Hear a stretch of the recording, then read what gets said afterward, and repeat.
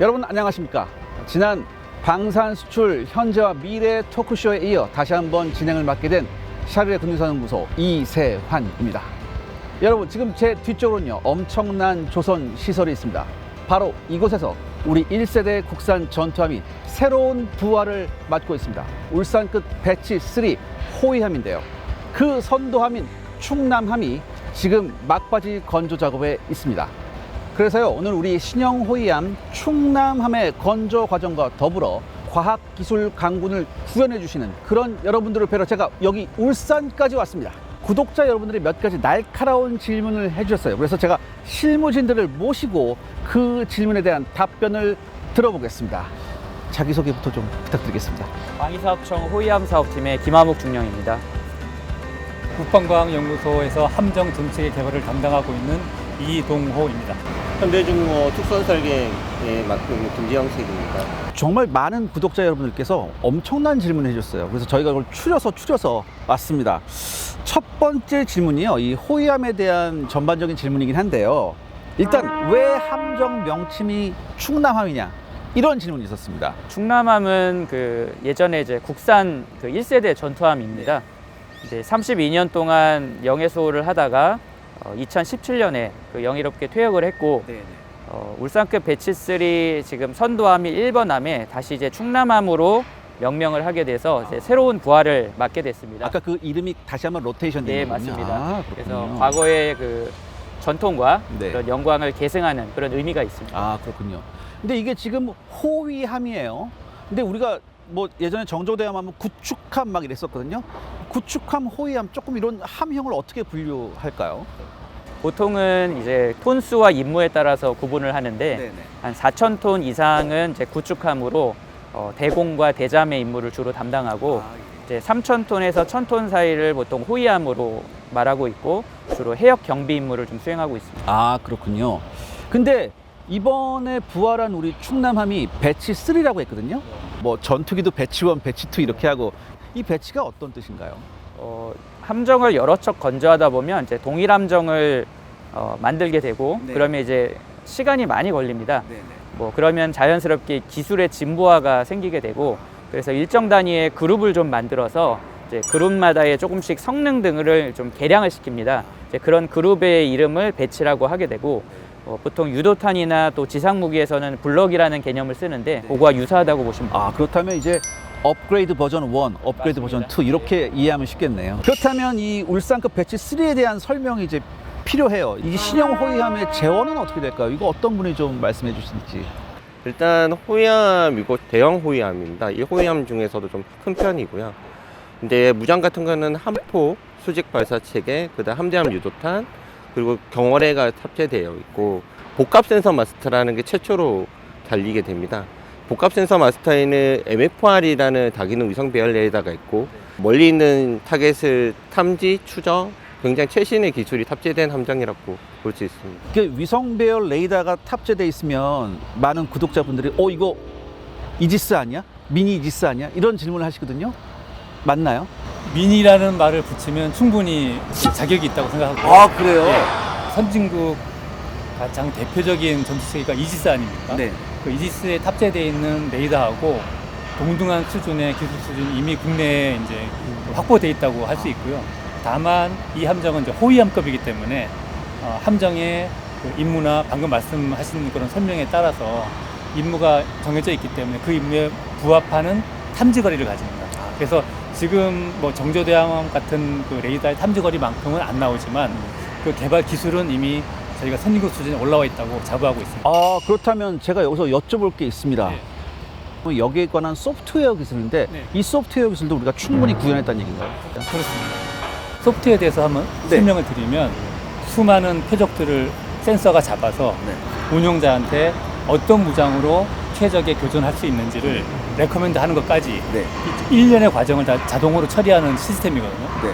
그 연산을 하는 그 하드웨어는 뭐 국산도 있고 외산도 있지만 그 하드웨어에 돌아가는 소프트웨어는 100% 국내 기술 수준으로 다 개발하고 있습니다. 여기서 또 질문이 있습니다. 여기 나왔습니다.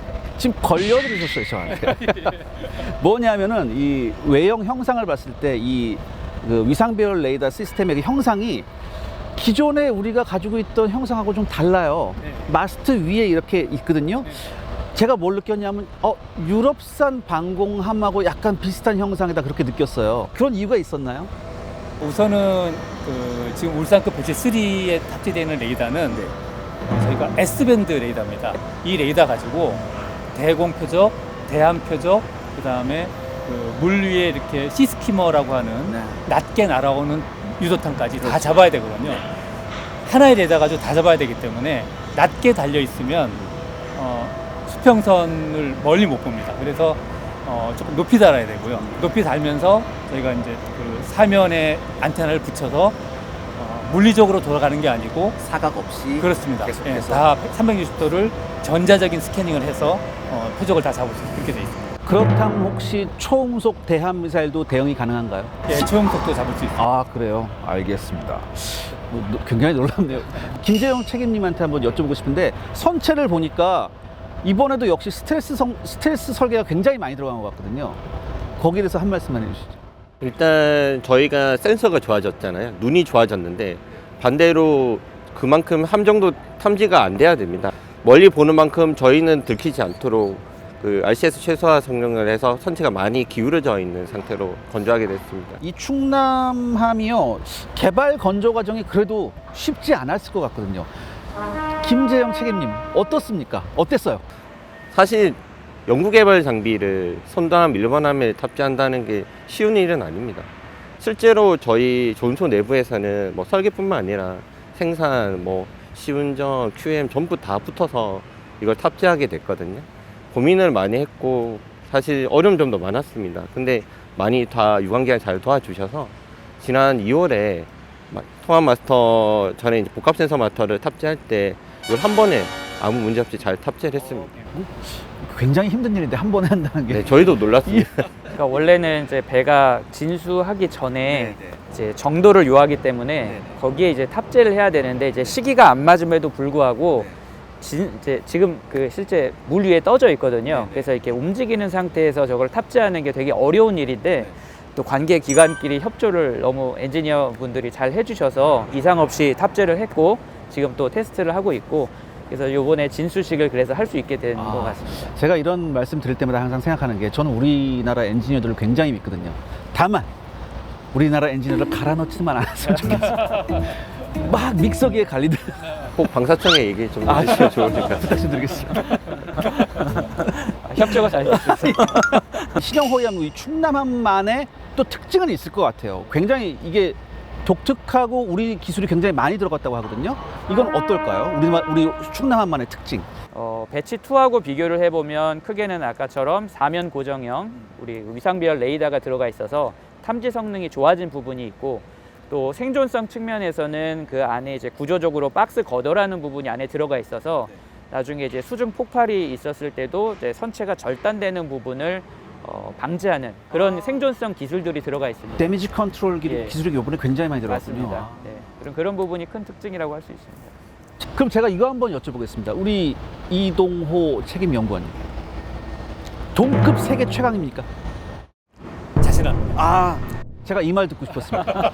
믿겠습니다. 제일 많은 분들이 궁금해 주시는 내용이 있었어요. 이게 뭐냐면 이게 시대가 변하니까 이런 거 묻네요. 예전 같으면 우리 펀치가 뭐냐, 대포 뭐 달렸냐 이런 거 물어봤을 텐데 요즘엔 이런 거 여쭤봅니다. 우리 구독자께서 승조원들이 사용하게 될 내부 시설이 어떻냐, 뭐 침실, 식당, 오락시설 이런 거에 대한 그 질문이 굉장히 많아요. 충남함 같은 경우는 배치가 기본 설계 시작할 때부터 승조원 거주성을 굉장히 많이 고려한 함정이고요. 그리고 아마 저희 나라 함정 최초로 무선 네트워크가 되는 함정입니다. 그래서 승조의 편의성과 이런 그 아주 작은 세심한 것까지 모국을 통해서 검증을 받았고요.